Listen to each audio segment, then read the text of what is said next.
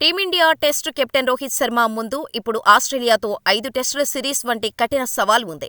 వాస్తవానికి మొన్నటి వరకు రోహిత్ రెండేళ్లైనా టెస్టు కెప్టెన్గా ఉంటాడని అనిపించింది.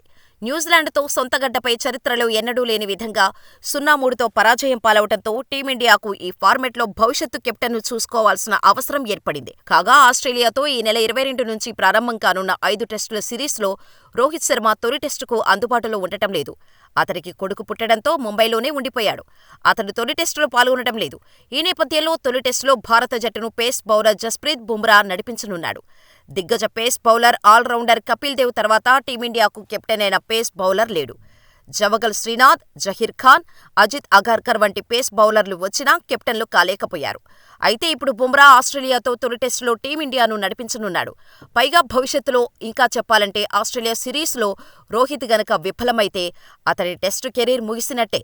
దీంతో బుమ్రానే టెస్టు సారథి అవుతాడు. ఈ లెక్కన కపిల్ దేవ్ తర్వాత టీమిండియా కెప్టెన్ అయిన తొలి పేసర్గా బుమ్రా రికార్డులకెక్కుతాడు.